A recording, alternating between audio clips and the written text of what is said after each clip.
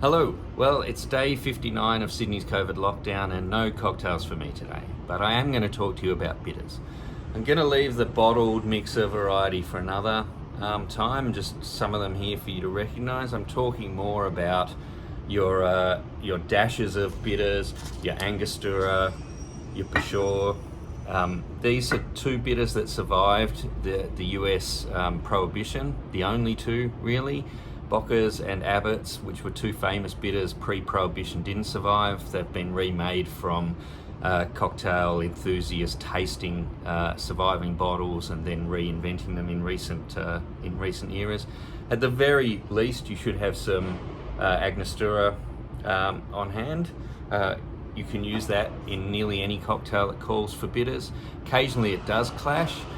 You can't really reproduce Peshore because it's a cough medicine-like flavour, very different to the Angostura. Angostura make an orange, and then there's a whole group of other products. There's Fee Brothers, which are great for home cocktail makers. They have a massive range.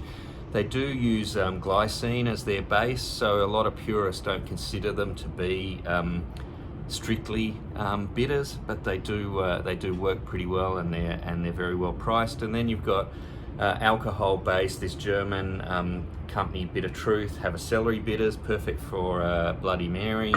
Australian bitter companies like Mr. Bitters. I've used this apricot and smoked hickory in one of the previous cocktails. You really should like the flavour that you're putting into a cocktail and make sure that it blends with it. I'm going to use about a half a dozen or more of these in future cocktails. If you want to have a taste, just put a little bit of the bitters in some salt water. The salt actually gets rid of the bitter flavour for you, so you can taste what the ingredient profile is going to be like in your cocktail. With the loss of the bitterness there, you really taste the barks and other herbs that are in that bitters. So there's a little bit about bitters.